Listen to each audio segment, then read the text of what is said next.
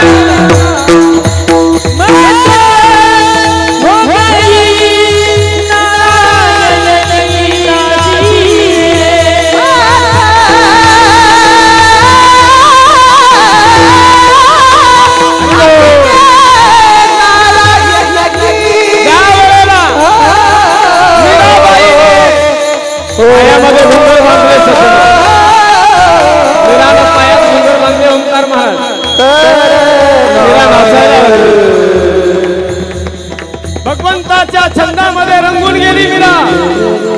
हो सर.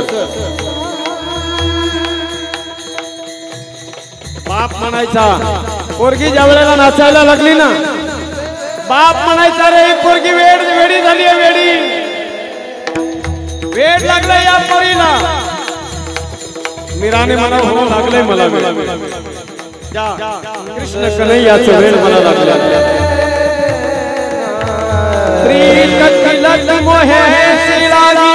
वाह क्या बात हो गई मैं मतवारी बलि बलि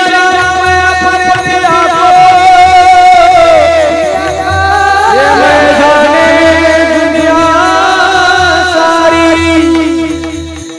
बेबस और लाचार फिर हारी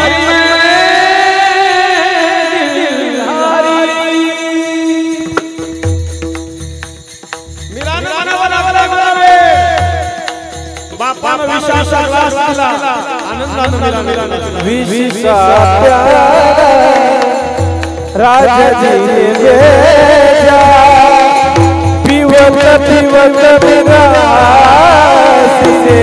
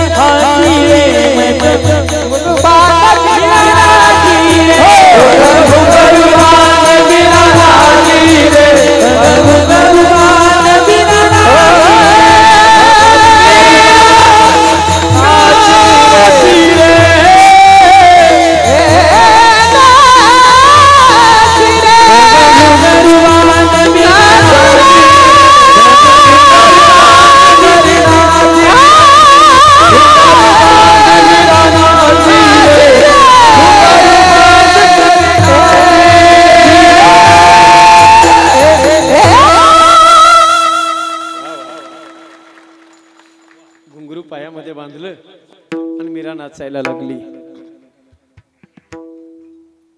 मीरा ज्या वेळेला नाचायला लागली सज्जन हो, लोक नाव ठेवू लागले. लोक म्हणू लागले अरे पोरगी पागल झाली, वेड लागला या पोरीला. बाप म्हणायचा नुसती वेडी नाही, बाप कहे कुलनासी रे. अरे ही कुळाचा नाश करणारी पोरगी जन्माला आली आहे. शेवटी सज्जन हो, बापाला मुलगी प्यारी नाही वाटली, बापाला इज्जत प्यारी वाटली. बापानं पुरीला घरातून बाहेर काढलं. सज्जन हो, गावातल्या लोकांनी मीरेला गावातून हाकलून दिलं. ऐका लक्ष देऊन, हाकललं मीरेला. भजन करणाऱ्या लोकांना त्रास होत असतो, एक लक्षात ठेवा.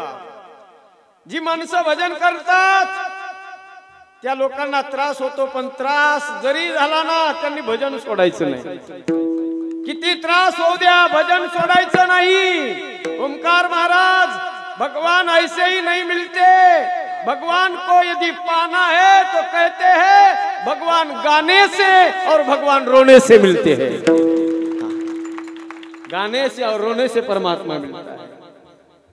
मीरा ने हार नाही मानली. सज्जन हो, किती त्रास झाला, घरातून हाकललं. एवढंच नाही, मेवाड प्रांतातली पोरगी संत मीरा सज्जन हो, त्या मेवाड राज्यातून तिला हाकलून दिलं. शेवटी मीरा वृंदावनामध्ये आली. त्या वृंदावनात मी काही साधू लोक म्हणायचे, अरे या पोरीनं भजन करायला सुरुवात केली आहे. अरे बाई माणसानं भजन करणं चांगलंय का, कीर्तनात नाचणं चांगलंय का? हे आज नाही बरं का, तेव्हापासून चालू आहे हे राडा. बायानं कीर्तन करू नये, बाई माणसानं भजन करू नये. काय कुठं डोके लावतात. ज्या माणसाला काहीच काम म्हणत नाही ती माणसं इथे डोके लावतात. यांनी भजन करावं, त्यांनी भजन करू नये. काय करायचं? अरे सकळाशी येते आहे अधिकार.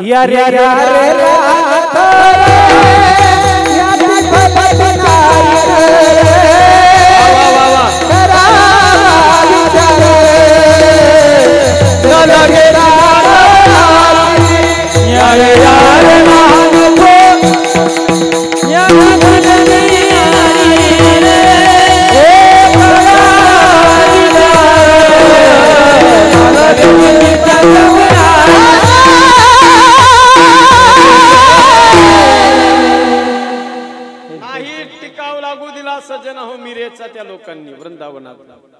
शेवटी मीरा शोध घेत होती, कुणीतरी माझा स्वीकार करेल. लक्ष देऊन ऐका माय बाप, कुणीतरी माझा स्वीकार करावा म्हणून मीरा शोध घेत होती. आणि मीरेच्या भाग्यानं एक महात्मा तिला भेटले आणि त्या महात्म्याचं नाव सज्जन हो संत रोहिदास. एक लक्षात घ्या, सगळ्या जगानं जिचा त्याग केला होता, जन्म देणाऱ्या बापानं जिचा त्याग केला होता ना महाराज, लक्षात घ्या. जन्म देणाऱ्या बापानं सुद्धा आपल्या प्रतिष्ठेचा विचार केला आणि पुरीला घरातून बाहेर हाकलून दिलं. गावानं आपल्या गावाच्या प्रतिष्ठेचा विचार केला, मुलीला हाकलून दिलं. त्या राज्यातल्या मेवाड प्रांतातल्या राजानं आपल्या राज्याचा विचार केला, प्रतिष्ठेचा विचार केला आणि मीरेला हाकललं. वृंदावनातल्या लोकांनी सुद्धा आपल्या ज्ञानाच्या प्रतिष्ठेचा विचार केला आणि तिला तिथून काढून दिलं. पण एक लक्षात घ्या सज्जन हो, ज्या माणसाच्या जीवनामध्ये ज्याला सगळीकडून मोकलल्या जातं सगळ्या बाजूने ज्या वेळेला माणूस निराधार होतो ना त्यावेळेला फक्त एकच आधार मिळत असतो आणि तो आधार संतांचा असतो. सज्जन, सगळं जग जरी बाजूला गेलं तरी माझे संत त्याचा स्वीकार करायला तयार आहेत. बघा, मिरेचा स्वीकार केला कबीरदास या रोहिदास महाराजांनी आणि त्या दिवसापासून मिरेचे पद फार गोड आहेत. बघा, मिरेनं जाहीर करून टाकलं. जरा याचं वाढवा मोकळं करायला. याला सर्दी झाली का आम्हाला सर्दी झाली तेच कळा नाही. विठ्ठला विठ्ठला विठ्ठला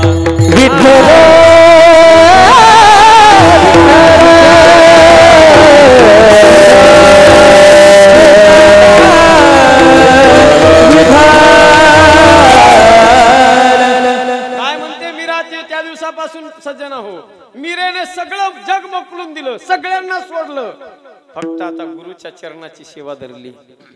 मीरा म्हणते जगन महाराज, मोहे लागी लगन गुरु चरणन की, लागी लगन गुरु चरणन, चरण बिना मोहे कछ नहीं भावे, चरण बिना मोहे कछ नहीं भावे, झूठी माया सपनन की, झूठी माया सपनन की, मोहे लागी चरणन की, लागी चरणन की, मोहे लागी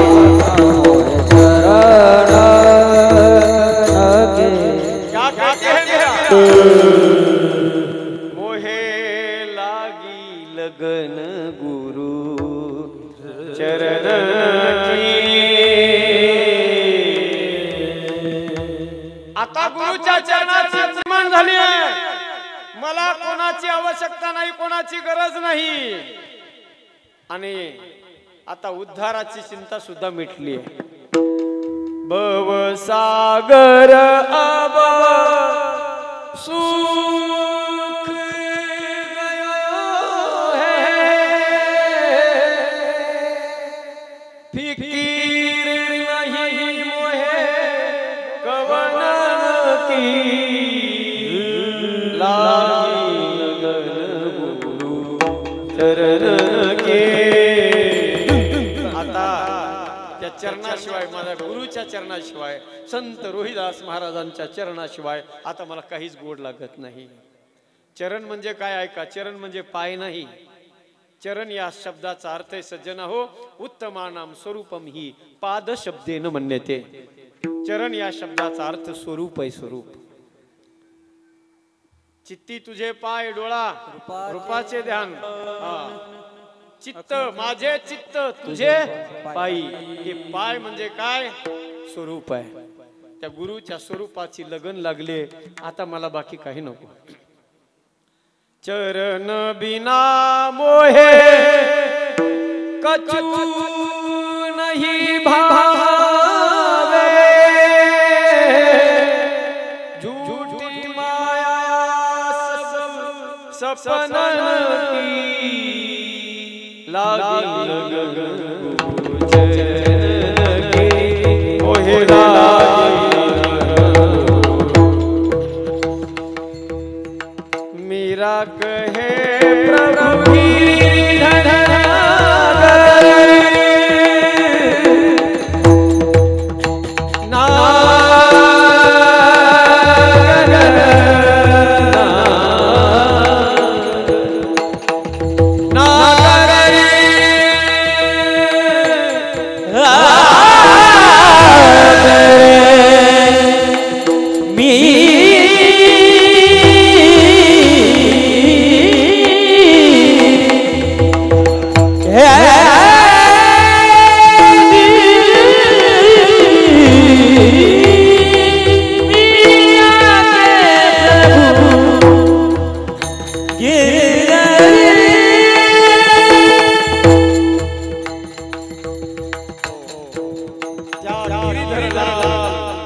गिरिधर